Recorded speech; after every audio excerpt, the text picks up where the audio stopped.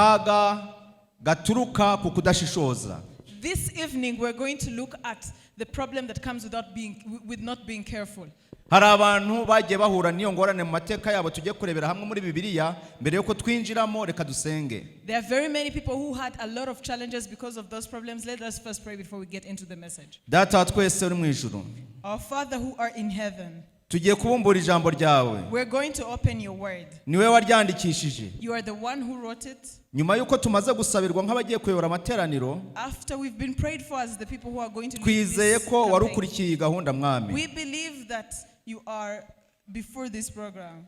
Ngaho rero dufashe no mu gihe twiga ijambo ryawe. And we are praying that you be with us as we study your word. Turagushimiye mu izina rya We Yesu. thank you in the name of Jesus. Amen. Amen. Itangiriro igice cya gatandatu. Genesis chapter 6. 6, yes, chapter 6. Tugiye mu itangiriro igice cya gatandatu. We're going in Genesis chapter 6. Imana imaze kurema abantu nk'uko twayibonye mu gitabo cy'itangiriro cya mbere, imaze kurema isi yaremye umuntu. After God created the world, he created man. Mu gihe kijya gutwara hafi imyaka isaga 2000, After something like 2000 years, tubona uburyo abantu bagiye biyongera baba benshi. we got to learn how more people came into the world. Ariko bataraba benshi havutse ingorane mu muryango wa mbere. But before there were a lot of people, there was a challenge in the first family. Umukurambere wacu Adamu n'umufasha we Eva, Our ancestor Adam and the wife Eve, bagize urubyaro, barabyaye. they had children. Bagira abana babiri bavugwa nubwo babyaye abandi bana benshi, ariko amazina avugwa n'abana babiri. They gave birth to very many children, but 2 children are the ones that are mentioned. Tubona uburyo babyaye abana babiri, umwe umukuru yitwaga Kayini, undi murumuna we akitwa Abeli. They gave birth to Cain, who was the firstborn, and Abel, the lastborn, the secondborn. Amakuru y'abo bana aboneka mu gice cya 4 cy'igitabo cy'itangiriro. We get to learn about their story in the book of Genesis chapter 4. Ariko ikintu kibabaje mu kuvuga inkuru y'aba bana nuko abana batigeze banyurwa nuko bari mu muryango utekanye usenga Imana ngo bumve amabwiriza aturuka ku babyeyi But babo. the saddest part is that these children did not follow the principles and the commandments that were given by their parents. Ntabwo turi bujye mu bijyanye nuko Adamu na Eva bacumuye bariyitunda oya, ibyo murabizi wanyu mujya mu biganiro. We shall not talk about Adam and Eve, about how they sinned. You know about those things and you talk about those things. None se muragira ngo mbabwire uburyo Imana yabwiye umugore ko azajya byarababara bitewe nuko yumviye inzoka. Ibyo murabizi kuko muhura n'ibimenyetso byabyo buri munsi. Should I tell you about the way Eve was told that she's going to be giving birth in pain? You know that because you live that and you see that every None se day. mbabwire uburyo Imana yabwiye umugabo amaze kugomera amategeko yayo ko azajya abona ibyo kurya yiyisha kuya. Ubu se buri munsi nimuhora mwirukanka muri jugujugu. Murabizi. And after Adam sinned, he was told that he's going to have food after suffering. And you see that because you go through that every day.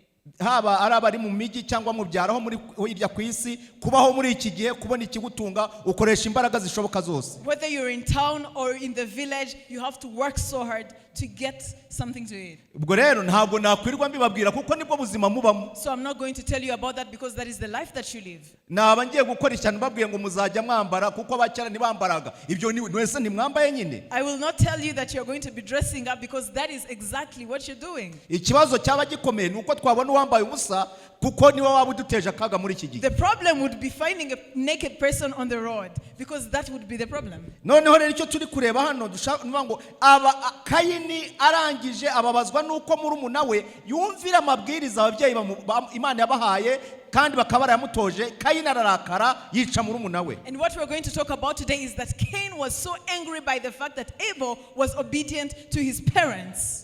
Kayini amaze kwica murumuna we yahuye n'ingorane ikomeye, Imana yaramuvumye. And after Cain killed his brother, he had a very big problem because God cursed him. imaze kumuvuma ivuga yuko azahinduka inzererezi ku isi. And after he cursed him, he told him that he's going to keep wandering on the Muri earth. uko kuzerera rero Kayini yaragiye arashaka agira urubyaro, And in that wandering, he got a wife and he gave birth to ariko children. kubera ko Adamu yari yabuze umwana yakundaga, Imana yaje kumushumbusha abona umwana umusimbura. But because Adam had lost a child that he loved, the Lord gave Adam another child. Urubyaro rwo kwa Seti nuvuga ngo ni urubyaro rwaje ruje gusa n'urushumbushijwe Adamu kubera yuko Kayini yishe Abeli. And the children of Seth were a replacement of Cain, who had wandered away from his family. Bibiliya itubwira ko urubyaro rwaturutse kwa Seti rwiswe abana b'Imana kuko bari mu murongo neza Abeli yararimo. And the children of Seth were called children of God because they were in line with the same line that which Abel was in. Noneho urubyaro rwo kwa Kayini narwo rubaho ruri kugendera mu mabwiriza ya se cyangwa se sekuru, ntabwo bumvaga, ntacyo bitagaho, bari abagomeramana uhereye ku muto ukageza ku mukuru. And the children of Cain were so rebellious that they were so against God because they had wandered away from their parents. Ubwo rero byatumye biba ingorane ikomeye cyane mu bijyanye na societe y'icyo gihe cyangwa se umuryango w'icyo gihe. And that brought very many problems in the society in which they were living in. Ndabaza ikibazo n'ubu nabajije kare muri gahunda ya saa 5. I will ask the same question that I asked earlier in the afternoon. Suzuma neza urebe imico ufite mbese iri guturuka he. Look at your character. Where does your character come from? Ahari ntiwaba waraje mu itorero ariko ufite ibisigisigi byo kwa Kayini. Are you in the church with the same residue of Cain's character? Kuko hari igihe umuntu ashobora kuba ari mu rusengero ari mu itorero ariko agahora ari umuntu uteza ibibazo n'ingorane n'akaduruvayo. Because it is very possible to be in the church, but you are always the same person who brings trouble and problems in the church. Kandi agahora afite ibyifuzo iteka byo guteza ingorane. Always having the desire to bring problems in the church. Igihe cyaje kugera rero noneho abantu bo kwa Kayini nk'uko umwigisha w'iby'ubuzima amaze kubivuga bagira uburyo bwo kuvumbura ibintu n'ibindi no kumenya uko biyitaho cyane kugira ngo barusheho kwikundisha ku bandi bantu. And the children of Cain got to grow up and expand, and they learned other things, as the person who was giving us the health talk said, that they learned other things that they use so that they can become friendly to other people. Hari abantu usanga bashishikajwe n'uburyo bwose bashobora kuba bagira ibintu bakora kugira ngo abandi babarangarire. And there are very many people on earth today that do a lot of things so that other people around them will stare at them and will give them their attention. Uzi ko umuntu ashobora kuba yaguze umwenda mwiza ari ishati nziza ariko kuko abona ayambaye nk'abandi bose agahitamo kuyicamo imyenge kugira ngo agire umwihariko we. You know, there are some people who buy a very good, beautiful shirt and they wear them, but because everyone is wearing the same thing, they decide to tear them down so that they'll get the attention that they're seeking. Nabonye n'abagabo bagura amapantaro aho acururizwa ariko akabona ko agomba kugira umwihariko agacamo imyenge mu ipantaro. And I saw men who buy trousers, and because they want the same attention, they decide to tear them. Noneho hariho n'abantu usanga rwose ari umuntu mwiza ufite umubiri mwiza ariko akabona kubaho nta rangi yisize nabyo ari ikibazo agagerageza gushyiraho irangi rizakurura n'abantu. And we see other people who are having very beautiful skin tones, but the fact that they want attention, they decide to paint themselves with other Mushobora things. kuba mutabizi ariko muri literano zabere kuko abantu n'abagabo basigaye bisiga. Nanjye nzisiga umunsi umwe mubibone. Maybe you don't know about it, but one day I'll show you in this congregation that even men. Ndabararitse nimuzasibe kuko nzaza nisize murebe ukuntu basigaye bameze. Please don't miss, because there is a certain day that I will come and I'll have done that. Hariho abagabo muri iki gihe basigaye bambara amajipo y'abagore. And there are very many men today who wear women Kubera ko skirts. barabona bidahagije bakagerageza akavuga ati nzambara nk'abagore kandi igende nkabo. Basigaye bariho ku buryo ubona agenda azunguza n'amabuno kandi ntayagira. And then there are men who decide to walk like women. Ndetse ugasanga baragerageza no kuvanaho ibitsike bakavanaho They decide to cut some of their eyebrows. ibintu like byose women. bakabigerageza baranisukisha nk'abagore basigaye babikora. And others play their hair like women. Aba rero ni urubyaro rwo kwa Kayini. And these are children from Cain's Ariko side. na nyuma y'imyaka 6,000 baracyariho. And even after 6,000 years, they are still in existence. Abo rero bateje noneho icyaje kuba rero cyabaye n'ubu kikiriho kandi kigiye guteza ingorane isi ya none abantu batazi. And what happened happened that is still happening today that is going to bring trouble to this world nuko abantu bakomeje kuba muri gahunda zo gusenga bagatwara bibiliya bakajya bumva batakwanduranya is that people are still walking around with the Bibles. Ugasanga rimwe na rimwe avuga ati yaramenyere kubaho ubuzima bwo kwinywera amazi umubiri ugakora neza. A person who is used to drinking water and the life goes on very well. Noneho ugasanga avuga bati ariko umuntu yarakwiye kureba uburyo ashaka n'akayoga. And they get to learn that you can start drinking some alcohol. Kubera ko nuramuka unyweye akayoga ubwenge buzakanguka. Because when you do that, your brain will awaken. Hariho uherutse kumbwira ati Joel rwose ukwiye kujya ufata karikoro kakandi kagenda kakica ibiyoka byose byo mu nzu bigapfira rimwe. There is someone who told me that Joel, you need to drink some alcohol so that it can deal with some. Twari twegeranye ngiye kumva yumva amara yangera avuzemo ikintu ati ambati ukeneye kari kuri dozo hejuru inzoka zose no mu nda hazatabe. And while they were still talking, his intestines started rumbling, and then he was like, namwe baba barabibabwiye ko mudasubiza abigeze kugerageza ibiyoka bigapfa muri hehe. Are there people who tried that? Ariko n'uyu munsi muracyazifite. But today you still have that. Abaganga babidusobanura neza kugira ngo ubeho hari inzoka utegetswe kuba ufite mu mubiri. The doctors say that every person who exists, izo ngizo hari umubare w'izigomba kuba zirimo bigenda muri laboratoire bapimye bagomba kuzibona zituma ubuzima bukomeza. And it is important to see them even as you go for your laboratory tests. Ibyo rero ramuze ushatse uburyo bwo kuvuga ngo babyicire rimwe byose niyo bakubaga kwa muganga bagasanga zirimo ni ngombwa ngo bazisubizemo kuko zivuyemo wapfa. So if you want to destroy them by drinking alcohol, it's not going to be possible because even when they don't find them, they'll need to put them. Ibyo mugomba kubimenya rero si umuntu apfuye agashyingurwa. You need to know that because when a person dies and is buried, noneho hashira iminsi 3-4 akabora, and after 3 to 4 days they start uramutse decaying. ugiye aho harusanga hari kujagata inyoni nyinshi ziba zavuye he. Wherever they are worms that are there around you. Burya tugendana nabyo. We walk around with them. Ariko Imana ifite uko abihaye gahunda. But there is a way that God ordained them to go. Amen. Imana muyishime. Praise the Lord. Ifite uko yatanze gahunda. He has a way that he planned Ikintu cyose gifite everything. umwanya wacyo. Everything has its own time. Noneho rero babandi bamaze igihe mu itorero basenga akavuga ati rwose akabana n'umugore we n'umugabo we nta ukura undi amenyo ntibarwana.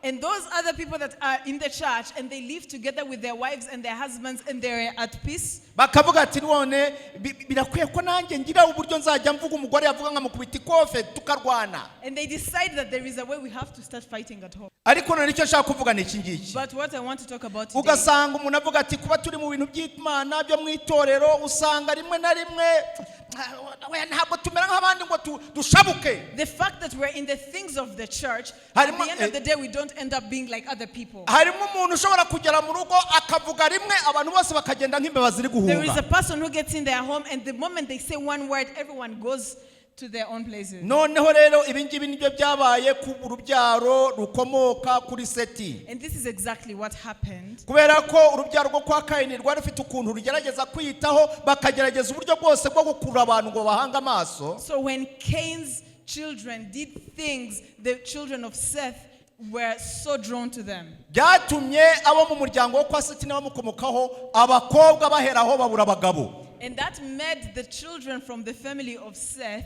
mostly the girls, not find husbands. Ndagira ngo mumurize abakobwa bari hano muri iteraniro batarabona abafiance muri aya materaniro tuzasenga Imana ibikore. I would like to comfort all the girls who are here that in this evangelistic campaign we are going to pray for husbands. Harimo n'abasore bo mu rubyaro rwo kwa Seti babayeho ngo baravuga ati abakobwa biwacu ntabo tuzashaka batangira kujya gushakira hirya inzu y'Imana. There are other children who are from Seth's side of the family who decide that they're not going to marry people from the church of God and decide to go outside. Muri aya materaniro Imana izabatabara abasore banejejwe n'iryo jambo. And in this evangelistic campaign the Lord is going to come for you. Kubera yuko baracyashaka kwigira hirya iyo ariko mwumva kaga kabaye. Because they still want to go the other side. But listen to what happened. Icyabaye ni iki rero. This is what happened. Abasore bari mu itorero bari munsi y'ibendera ry'Imana. The young men who are under the banner of the Lord. Kimwe n'abakobwa bari munsi y'ibendera ry'Imana ryo kwa Seti. Together with the ladies who are under the banner of the Lord in the family of Seth. Bagize gutya baravuga bati rero ntabwo tuzongera gushakana iwacu muri iki gikingi cy'Imana. They decided not to get married to each other in the same place that they were. Ariko noneho cyane abasore bo bati aba bakobwa turabona batajyanye bitajyanye na viziyo. But mostly the men say that the girls are not in the same vision that they had. Noneho tujye mu gice cya gatandatu. And let's Turi read kwihuta. verse, chapter 6. Mu gice cya gatandatu ngo abantu batangiye kugwira mu isi babyara abakobwa. Now it came to pass when men began to multiply on the face of the earth and daughters were born to them, Abana b'Imana ubwo nabo mu rubyaro rwo kwa Seti that the sons of God saw the daughters of men, bareba abakobwa b'abantu uburyo ari beza barongora mwabo batoranyije bose. that they were beautiful, and they took wives for themselves of all whom they chose. Ubundi gahunda y'Imana ntabwo abantu bagomba guta abari mu ruhande rw'Imana basenga ngo bajye gushaka abantu mu bapfumu. In God's Cyangwa plan, abarozi. people are not supposed to leave the people with whom they share the same faith and go outside. Ntabwo Imana ibyemera na The buhoro. Lord doesn't accept that. Umurongo wa gatatu Verse 3. Uwiteka aravuga ati And the Lord said, umwuka wanjye my spirit ntabwo azahora aruhanya n'abantu iteka shall not ryose strive with man forever, kuko ari abantu mu mubiri. for he is indeed flesh. Nuko rero iminsi yabo iza imyaka 120. Yet his days shall be 120 years. Hariho ibintu biba ukabona birenze urugero. There are a lot of things that happen, and it just mind blows you. Bene data dufatanyije kwizera nimugeze igihe mugira ibyemezo mufata. My brethren with whom we share the same faith, let us make decisions. Ushobora kuba umaze imyaka n'imyaka ubaho mu buzima bwo kurimanganya bwo kuriganya abantu ariko ugasanga umwaka umwe imyaka 2 by 5 gira ubwo ufata icyemezo. You might be in the same life of not living as the truth of the Bible tells us, but this after 1 year, 2 years, 3 years, and 5 years, this is the time to change. Ukwiye gufata umwanya ugasenga ukavuga uti Mana ntabwo nkwiye gukomeza kuruhanya n'umwuka wawe. You should take time to first sit and decide not Kuko to be umbuza rebellious. gukora ibi kandi ndanga nkabikora. Because you ask me to do one thing and I still go back to do Ntabwo it. nsiba amateraniro. Ntabwo mbura kujya mu I am rusengero. always in church, Ariko dore ndarenga nkabikora. but I still go back. Saba Imana kugira ngo nawe igire uburyo ishyiraho iherezo. Please ask the Lord to come to you and help you to put an end to that. Imana iti imyaka bigiye kuba 120. The years are 120. Muri imyaka 120 tugiye kuvuga ibyayibayemo ukuntu We are bitangaje. going to talk about the things that happened in the 120 years. Imana yabwiye Nowa ko mu myaka 120 igiye gukurikiraho were umunsi Imana bivugiye. The Lord told Noah that from the day that he said that to him, Yamubwiye ko agomba kugenda agatema ibiti. he told him to go and cut some wood. Ibyo ngibyo biboneka mu gice cya 7. That is found in the 7th chapter. Igitabo cy'itangiro gice cya 7. Genesis chapter 7. Imana iramubwira iti mu bantu bose bo muri iki gihe ni wowe wenyine mbonye. And the Lord told him that in all the people that are alive today, you are the only person that I'm Ni seeing. wowe wenyine mbonye mu bantu bo muri iyi si ya none. And you are the only person that I'm seeing in this earth. Emmanuel, Imana irakureba. Emmanuel, God is looking at you. Imana amaso yayo ari kuri wowe. His eyes are upon you. Mushiki wanjye witwa nde? My sister, what's your name? Inde? Ingabire.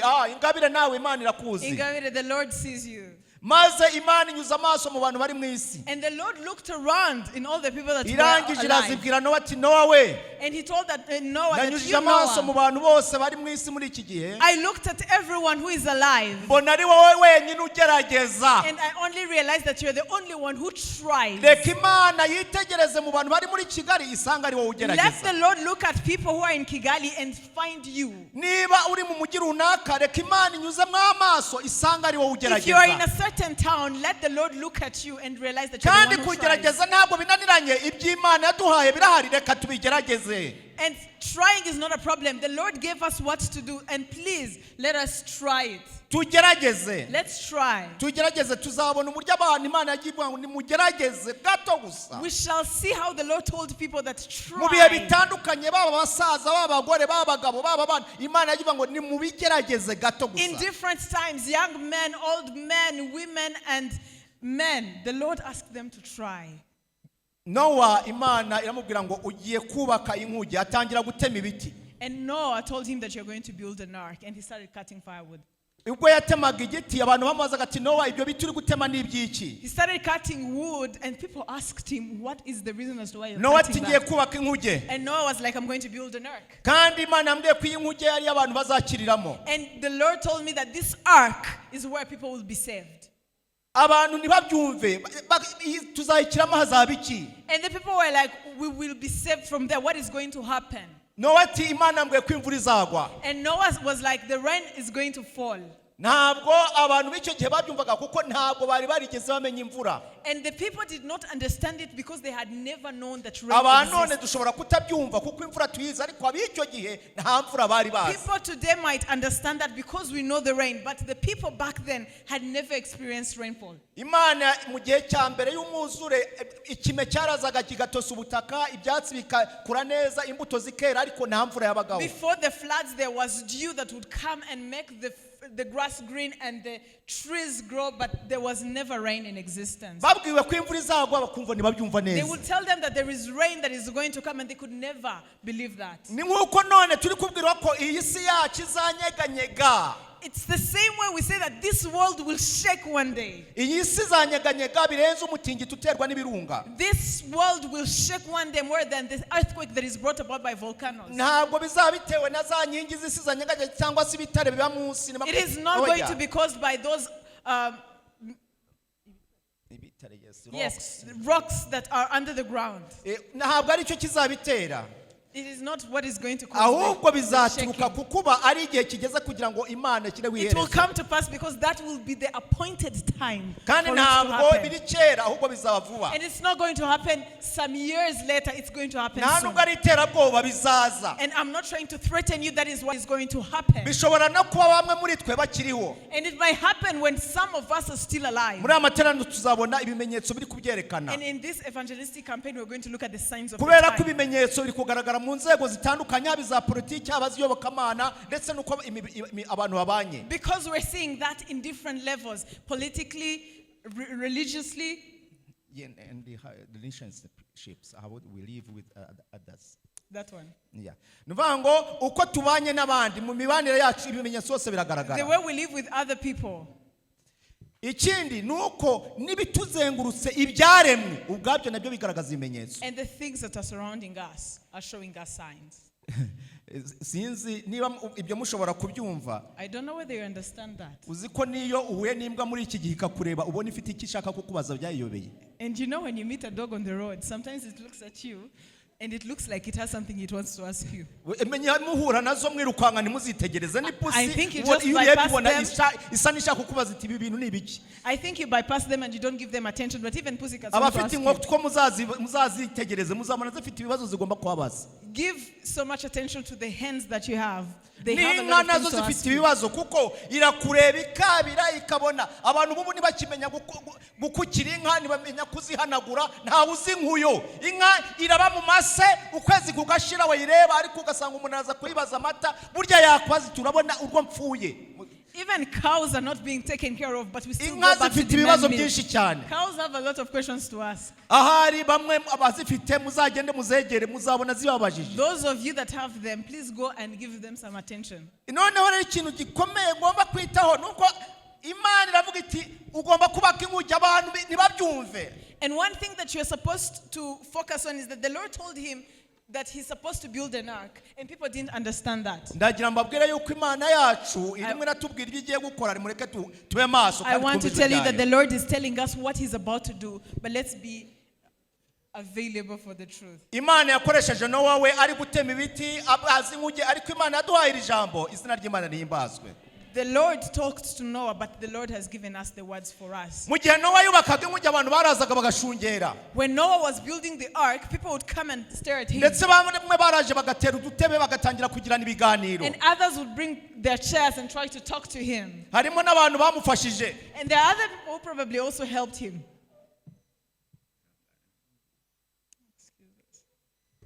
Hari abantu bamufashije kubaka inkuge. There are people who helped him to build the ark. Ariko noneho bamufasha bakubaka nk'icyumweru kimwe barangiza bakagenda. And others would come to help him and probably stay there for a week and go. Hari abagiye baza mu itorero bakavuga ati ndashaka ko umuntu w'Imana mumbatize akabatizwa. There are people who used to come to the church and tell you that, oh, I want to be God's person, please baptize me. And they Ariko baptize him. amara icyumweru ukwezi akaba And yagiye. after a week or a month, they just go. arangije Nowa biramuyobera. Imana mu gihe ivuga ati imyaka 120 Nowa yagombaga kubwiriza abantu bagafata ibyemezo bijyanye n'ubugingo bwabo. Noah was so confused and he was supposed to preach to them 120 years. Abantu So people decide. abantu bose baje bamusanga yarababwirije, ariko akaga n'ingorane bose baze kubyakira uretse umuryango we gusa. And he preached for very many years, 120 years, and people would come and listen to him, but none accepted the truth, only his family. None se twebwe bitugendekeye guki? Ingorane nuko dushobora kugeza nubwo nabi imiryango yacu babyanga. And for us, our problem might be that even the people part of our family. Ariko icyo shaka ko dushyiraho hagati gikomeye cyane dushyiraho umurongo, Imana ikeneye ko ari wowe ibona ukiranuka muri iki gihe. And my focus today is that the Lord should look at you and find that you're the faithful one. Impamvu Imana itanga mwe n'ubutumwa, reka tubirebe muri gitabo cya Yesaya. Let us read in the book of Isaiah, igice cya 6, chapter 46. yes, 46 umurongo wa 10. Verse 10. Umurongo wa 10. Yes. Mera mu itangiriro, Declaring the end from the beginning nkavuga iherezo. and from ancient times. Mera no mu bihe bya kera, And from ancient times, nkavuga ibitarakorwa, things that are not yet done, nkavuga nti saying, imigambi yanjye izakomera, my counsel shall stand, kandi ibyo nzashaka byose nzabikora. and I will do all my pleasure.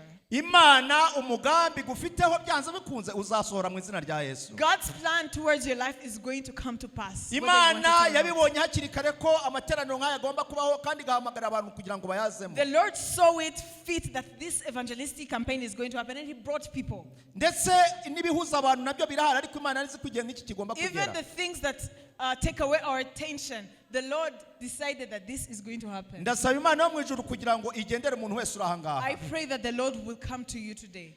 Suzuma ibyo urimo, Check what you're doing. kubera ko abantu bagerageje kureba ibyo bubaka ariko bizabageza ku iherezo ribi. Because people have tried to build a lot of things, but that will lead them to a bad ending. Nowa yubatse inkuge. And Noah built an ark. Ntabwo uyu munsi turebye uburyo bayinjiyemo, We are not going to talk about how they ntiturebye entered. n'umwuzure uko wabaye tuzabigeraho. We are not going to talk about how the floods came up. Ariko nuvuga ngo akaga gakomeye ni uko abantu bahabwa amahirwe kugira ngo bagire icyo bahindura mu mibereho yabo bakabyanga. The saddest part is that people might be told to do something that is right and change their lives, but they Usuzumye refuse. neza ubuzima ubamo buri munsi, Imana nirihe jambo yavuga ku bijyanye n'uko uhagaze. When you check your life today, what would the Lord say about your life? Mbese uriho mu buzima bugeze igihe Imana ivuga iti abana b'Imana batangiye guta umurongo, barimo barifuza iby'abisi barimo. Are you existing in a time whereby the Lord is looking at you and saying that you have gone away from what He told you and you want Mbese what other ugeze people ahantu want? havuga Imana yavuga iti ko mbona unaniye mureke pe, Are vuga you ngo at- birarangiye, are you umwuka wanjye guhararuhanya nawe. Are you at a point where the Lord is tired of dealing with you? Cyangwa se uri mu mwanya mwiza Imana yakwishimira yuko watoranywa nawe nka Nowa ikavuga iti byibuze niwe mbonye ukiranuka mu maso yanjye. Or you want to be in a good place where Noah was at, and the Lord will say that you are the faithful person that Ninde exists. usaba Imana kugira ngo Imana imubone mu bantu bagerageza muri iki Who gihe, is Imana igushyire asking mu the murongo. Lord to find him faithful? Uwiteka yakire ibiganza byacu mu izina rya May the Yesu. Lord receive us.